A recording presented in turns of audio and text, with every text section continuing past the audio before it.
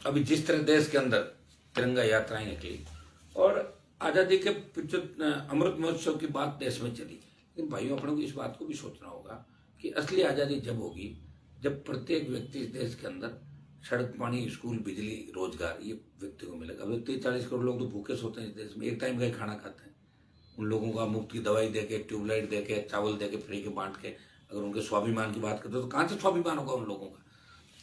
मैं आपको आह्वान करता हूं राजस्थान के मेरे भाइयों को, उठो, अपनी ताकत को पहचानो। जिस तरह तिरंगे का सम्मान देश कर रहा है, हम सब कर रहे हैं, उसी तरह आरएलपी का जो झंडा मैंने आपको दिया है, हरियाणा, यूपी, पहले हम कहां से झंडे लाते थे भाई, कोई हरियाणा से लाते थे, कोई यूपी से लाते थे। हमारे जो भी दल उस समय थे, यहाँ का नेता तो कोई पार्टी नहीं बना पाया। क्या मेरे से पहले नेता नहीं हुए थे क्या? तो 70 साल ऐसे ही थोड़ी निकल गए। मैं तो 8 के 3 के बाद ही तो आया हूं। उससे पहले 52 से लेकर 2003 51 साल चला। क्या हुआ था? एक दुपट्टा उतारा कांग्रेस का, कभी पहना भाजपा का, सुबह ये तो शाम को ये। मैं सब पे आरोप भी नहीं लगाना चाहता। कमजोर थे, लड़ नहीं पाए। एक व्यक्ति लड़ाई लड़ रहा है, आपको झंडा दिया जिस व्यक्ति ने, आपको चिन्ह दिया, चिन्ह की भी कितनी लड़ाई हुई। बोतल छीन के टायर पाना पड़ा मुझे, टायर वापस छीना, जिद्दी कितना हूं, और बोतल लेके आया। आपको इस जो आरएलपी का झंडा है, ये इसको नीचे नहीं गिरने देना है। राष्ट्रीय लोकतांत्रिक पार्टी के झंडे का राजस्थान में उतना ही सम्मान होना चाहिए जितना देश के झंडे का सम्मान। देश के झंडे का सम्मान तो हम सबके बीच है। हम सब तिरंगे को हमें सम्मान के प्रतीक के रूप में मानते हैं।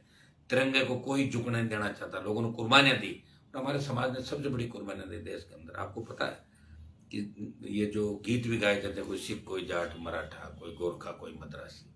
और जब कारगिल की लड़ाई हुई थी, उसके अंदर अमेरिका के एक अखबार में छपा कि 20,000 फीट ऊंची पहाड़ी पे 50 किलो गोला बारूद और AK-47 राइफल लेके, AK-56 लेके कोई चढ़ के और दुश्मन से लड़ा। तो जाट रेजिमेंट का जवान था।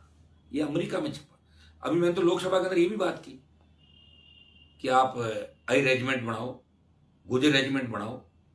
हमारे उन तमाम भाइयों की जो जातियां लड़ने वाली, उनकी रेजिमेंट होनी चाहिए। आप तो अग्निपथ लाके सारी खत्म ही कर दोगे सेना का सम्मान है, तो कहां से रेजिमेंट होगी?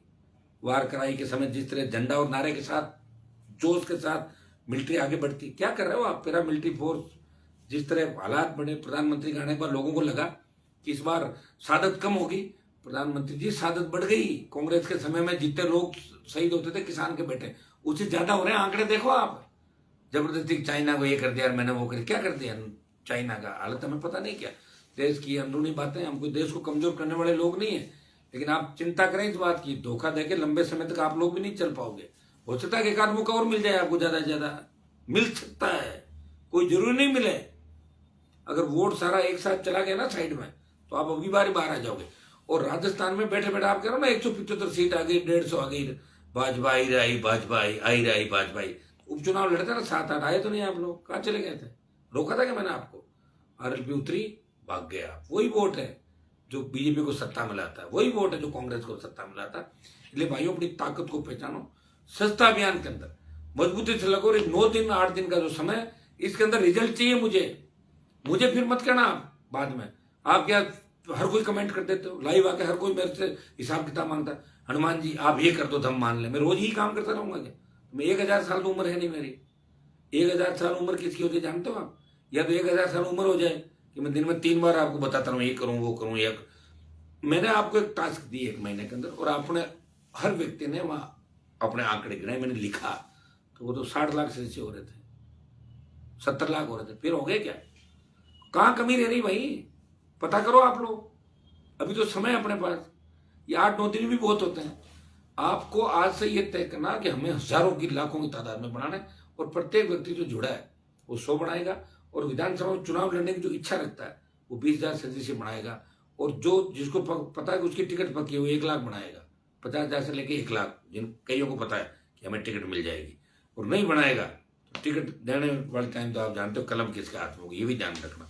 फिर मुझे मत कहना कि हनुमान जी ने हमारे साथ धोखा किया। अभी समय है, आप लोग इसको पहचानो, लगो सारे के सारे लोग, और इस आरएलपी को मजबूत करो। कांग्रेस और भाजपा से मुक्ति कैसे मिले, किस तरह हमारा राजस्थान सुरक्षित रहे, अपराध खत्म हो राजस्थान के अंदर, माफिया खत्म हो, किसानों का राज आए, जवानों का राज आए, हर तरफ खुशहाली हो, ये राष्ट्रीय लोकतांत्रिक पार्टी ला सकती है।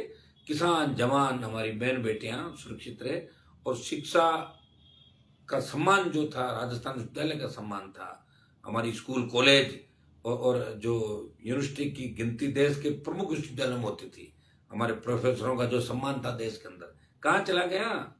लोग तो हंसी उड़ाते हैं, सेंट्रल हॉल में कहते हैं कि हनुमान जी वहां डिग्री कैसे मिलती, बताओ ना, हमारी डिग्री अच्छी यूपी में तो बंद हो गई थी, तो ये काम करो क्या राजस्थान के अंदर?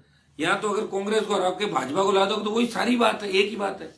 ये तो देखा नहीं क्या गहलोत साहब ने कहा कि वसुंधरा ने मेरी सरकार बचाई, और बीजेपी बिना दूल्हे की बारात, और कांग्रेस में कैसे लोग काम करें आपने नहीं देखा? मानेसर तक चले गए थे लोग सरकार गिराने के अंदर। कहाँ गए?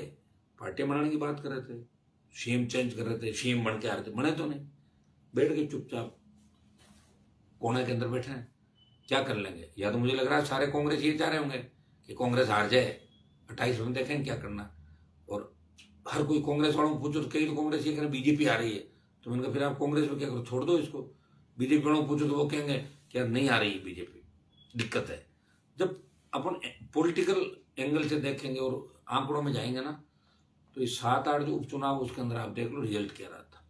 आरएलपी एक जीती थी, एक बीजेपी जीती थी, एक जगह आरएलपी सेकंड नंबर थी, बीजेपी चौथे थी, एक जगह आरएलपी बीटीपी के समर्थित उम्मीदवार सेकंड था, बीजेपी थर्ड थी, और 2-3 जगह बीजेपी आरएलपी के वोट बहुत कम अंतर से थे।